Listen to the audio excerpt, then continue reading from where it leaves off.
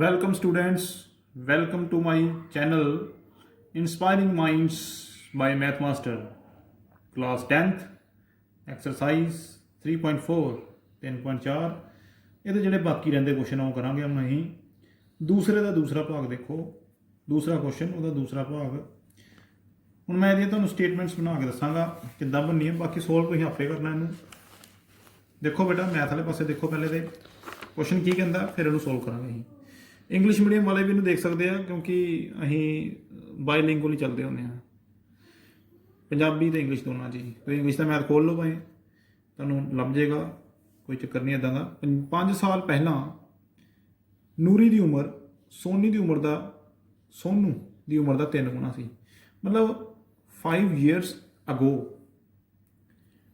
ਨੂਰੀ's age was 3 times of Sonu's age ਹੁਣ 10 ਸਾਲ ਬਾਅਦ ਤੁਹਾਡੇ ਇੰਗਲਿਸ਼ ਵਾਲੇ 'ਚ ਲਿਖਿਆ ਹੋਏਗਾ 10 years after ਜਾਂ 10 year hence the age of ਨੂਰੀ ਦੀ ਉਮਰ ਸੋਨੀ ਦੀ ਉਮਰ ਤੋਂ 2 ਗੁਣਾ ਹੋ ਜਾਵੇਗੀ ਮਤਲਬ age of Noori will be twice of the age of Sonu ਨੂਰੀ ਅਤੇ ਸੋਨੂ ਦੀ ਉਮਰ ਕਿੰਨੀ ਹੈ find the present ages of Noori and Sonu ਦੋਨਾਂ ਦੀ ਤੁਸੀਂ ਪ੍ਰੈਜ਼ੈਂਟ ਏਜਸ ਕੱਢਣੀਆਂ ਵਰਤਮਾਨ ਉਮਰਾਂ ਕਿੰਨੀਆਂ ਨੇ ਉਹ ਦੱਸਣਾ ਕੁਐਸਚਨ ਨੂੰ ਸ਼ੁਰੂ ਕਿੱਦਾਂ ਕਰਾਂਗੇ ਕਿਉਂਕਿ ਦੋ ਕੰਡੀਸ਼ਨਾਂ ਇੱਥੇ ਵੀ ਹੈਗੀਆਂ 5 ਸਾਲ ਪਹਿਲਾਂ ਇੱਕ ਕੰਡੀਸ਼ਨ 10 ਸਾਲ ਬਾਅਦ ਇਹ ਦੂਜੀ ਕੰਡੀਸ਼ਨ ਹੈ ਸੋ ਇਹ ਦੋਨੇ ਕੰਡੀਸ਼ਨਾਂ ਨੂੰ ਅਸੀਂ ਸੋਲਵ ਕਰਾਂਗੇ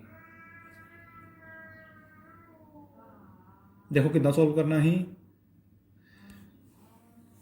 ਪਹਿਲੇ ਹੀ ਮੰਨਾਂਗੇ ਕਿਉਂਕਿ ਦੋ ਜਣੇ ਆ ਦੋ ਚੀਜ਼ਾਂ ਦੋ ਜਣੇ ਇੱਕ ਨੂਰੀ ਦੀ ਉਮਰ ਹੈ ਇੱਕ ਸੋਨੂ ਦੀ ਉਮਰ ਹੈ ਦੋਨਾਂ ਨੂੰ ਅਸੀਂ ਪਹਿਲਾਂ ਐਡ ਕਰਾਂਗੇ ਦੇਖੋ ਕਿੱਦਾਂ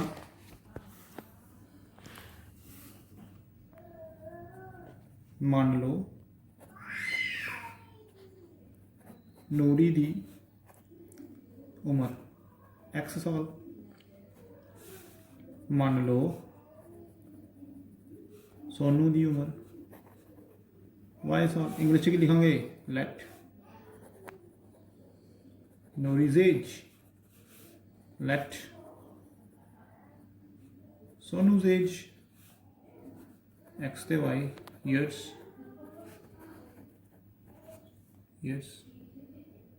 ਠੀਕ ਹੈ ਹੁਣ ਅਸੀਂ ਲਿਖਾਂਗੇ ਕਿ ਅਕੋਰਡਿੰਗ ਟੂ ਕੁਐਸਚਨ ਮੈਂ ਪਿਛਲੀ ਵੀਡੀਓ ਦੱਸਿਆ ਇੱਥੇ ਕੀ ਲਿਖਣਾ ਹੁੰਦਾ ਪੰਜਾਬੀ ਵਾਲਿਆਂ ਨੇ ਪ੍ਰਸ਼ਨ ਅਨੁਸਾਰ ਅਕੋਰਡਿੰਗ ਟੂ ਕੁਐਸਚਨ ਵੀ ਲਿਖ ਦਿਓ ਕੋਈ ਚੱਕਰ ਨਹੀਂ ਹੈ ਇੱਧਰ ਲਿਖੋ ਭਾਈ ਹੁਣ ਪਹਿਲੀ ਕੰਡੀਸ਼ਨ ਕੀ ਆ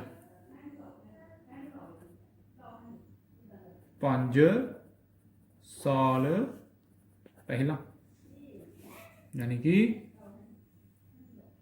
ਇੰਗਲਿਸ਼ ਵਾਲੇ ਲਿਖਣਗੇ 5 years ago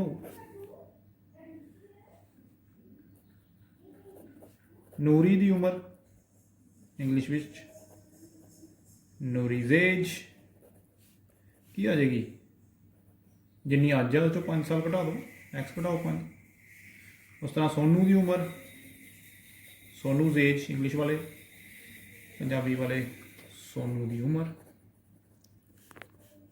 ਸੋਨੂ ਦੀ ਅੱਜ ਵਾਏ ਆ 5 ਸਾਲ ਘਟਾ ਦਿਓ ਹੁਣ ਕਹਿੰਦਾ ਕੀ ਹੈ ਕਿ ਨੂਰੀ ਦੀ ਉਮਰ ਸੋਨੂ ਦੀ ਉਮਰ ਦਾ 3 ਗੁਣਾ ਹੈ ਨੂਰੀ ਦੀ ਉਮਰ ਸੋਨੂ ਦੀ ਉਮਰ ਦਾ 3 ਗੁਣਾ ਸੋ ਇਹਨੂੰ ਕਿੱਦਾਂ ਲਿਖਾਂਗੇ ਨੂਰੀ ਦੀ ਉਮਰ ਜੇ ਸੋਨੂ ਦੀ ਉਮਰ ਨੂੰ 3 ਨਾਲ ਗੁਣਾ ਕਰਦੀ ਤੇ ਆ ਜਾਂਦੀ ਹੈ ਇਹ ਹੈ ਜੀ ਕੰਡੀਸ਼ਨ ਕਿ ਇਹਨੂੰ ਜੇ ਅਸੀਂ ਹੋਰ ਜ਼ਿਆਦਾ ਐਗਜ਼ਾਮਪਲ ਲੈ ਕੇ ਸਮਝੀਏ ਤੇ ਮੰਨ ਲਓ ਕਿ ਜੇ ਸੋਨੂ ਦੀ ਉਮਰ 7 ਸਾਲ ਹੈ ਤੇ ਨੂਰੀ ਦੀ ਉਮਰ 21 ਸਾਲ ਹੈ ਕਿਉਂਕਿ 7 ਦੀਆਂ 21 ਸੋ ਫਿਰ ਨੂਰੀ ਦੀ ਉਮਰ ਬਰਾਬਰ ਹੈ 3 ਨੂੰ ਗੁਣਾ ਕਰ ਦਾਂਗੇ ਇੱਥੇ ਆ ਜਾਏਗਾ 3y 5 ਦੀਆਂ 15 3 ਨੂੰ ਗੁਣਾ ਕਰਤਾ 3 ਨੂੰ y ਨਾਲ ਕਰਤਾ 3 ਨੂੰ 5 ਨਾਲ ਵੀ ਕਰਤਾ ਇੱਥੇ x ਘਟਾਓ 5 ਹੁਣ ਲਿਖਣਾ ਕਿੱਦਾਂ ਹੁੰਦਾ x ਤੇ y ਵਾਲੇ ਇੱਕ ਪਾਸੇ ਜਮਾ ਦਾ 3 ਇੱਧਰ ਘਟਾਓ ਦਾ 3 ਘਟਾਓ ਦਾ 15 ਜਮਾ ਦਾ 5 ਪਲੱਸ ਮਾਈਨਸ 15 ਚੋਂ 5 ਘਟਾਏ 10 ਵੱਡੀ ਜਗ੍ਹਾ ਨਿਸ਼ਾਨ ਇੱਥੇ ਆ ਗਿਆ x ਘਟਾਓ 3y ਨੰਬਰ 1 ਆ ਗਿਆ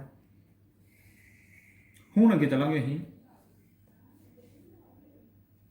10 ਸਾਲ ਬਾਅਦ ਜਿਹਨੂੰ ਅਸੀਂ ਇੰਗਲਿਸ਼ ਲਿਖਾਂਗੇ after 10 years फिर ਨੂਰੀ ਦੀ ਉਮਰ, ਇੰਗਲਿਸ਼ ਫਿਰ ਉਹੀ ਨੂਰੀਜ਼ ਏਜ।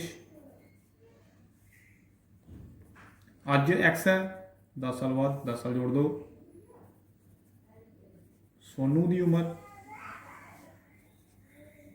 सोनूज एज, वाज 10 जोड़ दो। हुण इस बारी वो कहता कि 2 गुना है, मतलब ਨੂਰੀ ਦੀ ਉਮਰ ਸੋਨੂ ਦੀ ਉਮਰ ਦਾ 2 ਗੁਣਾ। ਜਿੱਥੇ ਹੁਣ ਪਹਿਲੇ 3 ਗੁਣਾ ਸੀ, ਹੁਣ 2 ਗੁਣਾ ਆ। ਲਿਖਾਂਗੇ ਸੇਮ ਉਸ ਤਰ੍ਹਾਂ ਹੀ x ਜਮਾ 10 2 ਨਾਲ ਗੁਣਾ ਕਰਕੇ y ਜਮਾ 10, ਇੱਥੇ ਹੈਗਾ 2y ਜਮਾ 20, x ਜਮਾ 10, x ਜਮਾ 10 2y ਇੱਧਰ ਲਾਓ, ਇੱਥੇ 20 ਆ ਗਿਆ। x ਘਟਾਓ 2y, 20 ਘਟਾਓ 10, 20 ਜੋ 10 ਘਟਾਓ 10 ਆ ਗਿਆ, x ਘਟਾਓ 2y। ਇਹ ਨੰਬਰ 2 ਇਕੁਏਸ਼ਨ ਹੈ। ਇਹਦੇ ਤੋਂ ਅੱਗੇ ਤੁਸੀਂ ਐਲੀਮੀਨੇਸ਼ਨ ਮੈਥਡ ਨਾਲ ਸੋਲਵ ਕਰਨਾ ਇਹਨੂੰ, ਉਹ ਤੁਸੀਂ ਆਪ ਕਰਨਾ, ਡੂ ਯੂਅਰ ਸੈਲਫ, ਕਿਉਂਕਿ ਮੈਂ ਕਰਵਾ ਚੁੱਕਿਆ। ਆਪਣੀ ਪ੍ਰੈਕਟਿਸ ਕਰੋ ਬੇਟਾ ਇਹਦੇ ਨਾਲ। ਜੇ ਫਿਰ ਵੀ ਨਹੀਂ ਪਤਾ ਲੱਗਿਆ ਫਿਰ ਮੈਨੂੰ ਪੁੱਛ ਲਿਓ, ਕਮੈਂਟ 'ਚ ਬੋਲ ਦਿਓ, ਨਹੀਂ ਤੇ ਵਟਸਐਪ ਮੈਸੇਜ ਕਰ ਦਿਓ, ਸਮਝਾ ਦਾਂਗੇ, ਕਰਵਾ ਦਾਂਗੇ। ਹੁਣ ਦੇਖੋ ਤੁਸੀਂ ਦੂਸਰੇ ਦਾ ਤੀਸਰਾ ਸਵਾਲ। 2 ਅੰਕਾਂ ਦੀ ਸੰਖਿਆ ਦਾ ਜੋੜਾ, 2 ਅੰਕਾਂ ਦੀ ਸੰਖਿਆ ਆ ਦੇ ਅੰਕਾਂ ਦਾ ਜੋੜ, 2 ਅੰਕਾਂ ਦੀ ਸੰਖਿਆ ਦੇ ਅੰਕਾਂ ਦਾ ਜੋੜ 9 ਹੈ। ਇਸ ਸੰਖਿਆ ਦਾ 9 ਗੁਣਾ ਸੰਖਿਆ ਦੇ ਅੰਕਾਂ ਨੂੰ ਉਲਟਾ ਕੇ ਬਣੀ ਸੰਖਿਆ ਦਾ 2 ਗੁਣਾ ਹੈ। ਸੰਖਿਆ ਪਤਾ ਕਰੋ।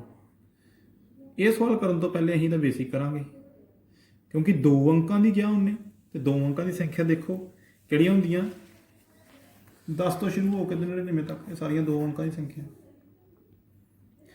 2 ਅੰਕਾਂ ਵਾਲੀ ਕੋਈ ਵੀ ਸੰਖਿਆ ਲੈ ਲਓ, ਜਿਸ ਤਰ੍ਹਾਂ ਮੈਂ 32 ਲੈ ਲਿਆ, ਤੇ ਜੇ ਅਸੀਂ ਅੰਕਾਂ ਨੂੰ ਉਲਟਾ ਦਈਏ ਤੇ 23 ਬਣ ਜਾਂਦਾ। ਮਤਲਬ ਜਿਹੜਾ ਇਕਾਈ ਦਾ ਅੰਕ ਆ, ਜਿਹਨੂੰ ਅਸੀਂ ਕਹਿੰਦੇ ਆ ਯੂਨਿਟਸ ਡਿਜਿਟ, ਤੇ 3 ਨੂੰ ਅਸੀਂ ਕਹਾਂਗੇ ਦਹਾਈ ਦਾ ਅੰਕ, ਮਤਲਬ 10th ਡਿਜਿਟ। ਆ ਗਏ ਨਾ 2 ਚੀਜ਼ਾਂ।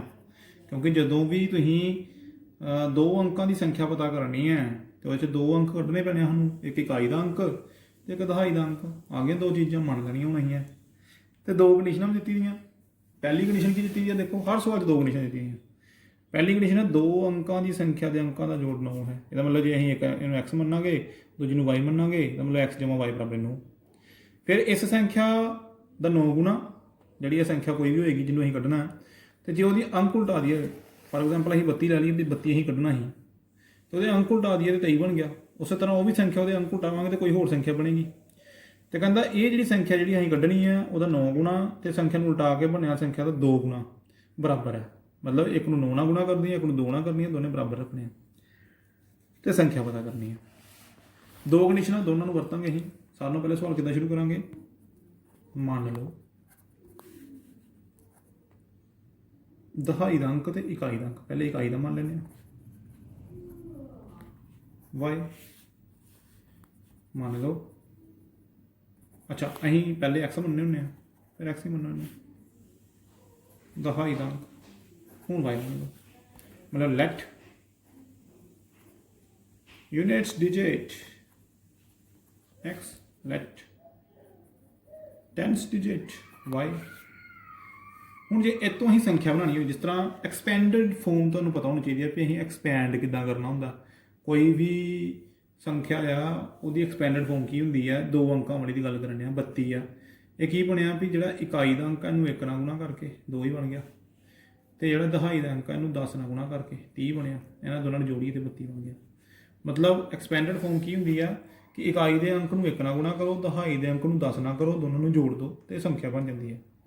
ਇਹਦਾ ਮਤਲਬ ਸੰਖਿਆ ਜਾਂ ਨੰਬਰ ਕੀ ਬਣਿਆ, ਸੰਖਿਆ ਇੰਗਲਿਸ਼ ਵਾਲੇ ਇਹਨੂੰ ਨੰਬਰ ਲਿਖਣਗੇ, ਬਰਾਬਰ ਕੀ ਬਣੀ, ਜਿਹੜਾ ਦਹਾਈ ਦਾ ਅੰਕ ਆ ਉਹ 10y ਆ ਗਿਆ, ਇਕਾਈ ਦਾ ਅੰਕ x ਆ ਗਿਆ, x = x। ਸੋ ਇਹ ਆ ਗਈ ਸੰਖਿਆ। ਇਹਦੇ ਅੰਕਾਂ ਨੂੰ ਉਲਟ ਦਈਏ, ਅੰਕਾਂ ਨੂੰ, ਕਿਉਂਕਿ ਉਹਨੇ ਲਿਖਿਆ ਦਾ ਦੂਜੀ ਕੰਡੀਸ਼ਨ ਇਹੀ, ਅੰਕਾਂ ਨੂੰ ਉਲਟਾਉਣਾ। ਅੰਕਾਂ ਨੂੰ ਉਲਟਾ ਕੇ ਬਣੀ ਸੰਖਿਆ, number after interchanging the digits। ਇਹ ਇੰਗਲਿਸ਼ ਮੀਡੀਅਮ ਵਾਲੇ ਲਿਖਣਗੇ ਇੰਟਰਚੇਂਜਿੰਗ ਦਾ ਡਿਜਿਟਸ ਕੀ ਆ ਜਾਏਗਾ 10 ਜਿੱਥੇ ਦਹਾਈ ਦਾ ਅੰਕ ਸੀ ਉੱਥੇ ਇਕਾਈ ਦਾ ਆ ਜਾਏਗਾ, ਜਿੱਥੇ ਇਕਾਈ ਦਾ ਸੀ ਉੱਥੇ ਦਹਾਈ ਦਾ ਆ ਜਾਏਗਾ। ਮਤਲਬ ਜਿੱਥੇ 1s ਡਿਜਿਟ ਸੀ ਉੱਥੇ 10s ਆ ਗਿਆ, ਜਿੱਥੇ 10 ਸੀ ਉੱਥੇ 1s ਆ ਗਿਆ। ਇੰਟਰਚੇਂਜ ਕਰਨਾ x ਦੀ ਜਗ੍ਹਾ y ਦੀ ਜਗ੍ਹਾ ਤੇ x। ਹੁਣ ਅਕੋਰਡਿੰਗ ਟੂ ਕੁਐਸਚਨ ਜਿਹਨੂੰ ਪ੍ਰਸ਼ਨ ਅਨੁਸਾਰ ਕਹਿੰਦੇ ਆ। ਪਹਿਲਾਂ ਤਾਂ ਸਿੱਧਾ ਉਹਨੇ ਕਹਿਦਾ ਵੀ ਜਿਹੜੇ ਦੋ ਅੰਕ ਉਹਨਾਂ ਦਾ ਜੋੜ ਜਿਹੜਾ x ਜਮਾ y ਬਰਾਬਰ 9 ਉਹਨਾਂ ਦੋਨਾਂ ਦਾ ਨੋਟ ਹੈ ਜੋੜ। ਸੋ ਇਸ ਕਰਕੇ ਆ ਫਸਟ ਇਕੁਏਸ਼ਨ ਆ ਗਈ।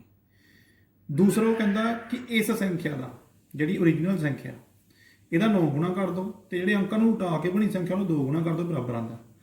ਸੋ ਇਸ ਕਰਕੇ ਇੱਥੇ ਲਿਖਾਂਗੇ 9 ਤੇ ਜਿਹੜੀ ਓਰੀਜਨਲ ਸੰਖਿਆ ਸਾਡੇ ਕੋਲ ਜਿਹੜੀ ਅਸੀਂ ਪਤਾ ਕਰਨੀ ਆ ਉਹ ਬਰਾਬਰ 2 ਗੁਣਾ ਕਿਹਦੀ ਜਿਹੜੀ ਅੰਕਾਂ ਨੂੰ ਉਟਾ ਕੇ ਆਈ ਹੈ ਇਹ ਦੋਨੇ ਬਰਾਬਰ ਰੱਖਣੇ। ਮਤਲਬ ਜਿੱਦਾਂ ਅਸੀਂ ਕੋਈ ਸਬਜ਼ੀ ਬਣਾਉਣੀ ਹੋਵੇ ਤਾਂ ਪਹਿਲੇ ਮਸਾਲਾ ਇਕੱਠਾ ਕਰੀਦਾ ਨਾ, ਉਸੇ ਤਰ੍ਹਾਂ ਕੁਐਸਚਨ ਕਰਨ ਲਈ ਸਾਨੂੰ ਪਹਿਲੇ ਅਸੀਂ ਸਾਰੀ ਚੀਜ਼ਾਂ ਇਕੱਠੀਆਂ ਕੀਤੀਆਂ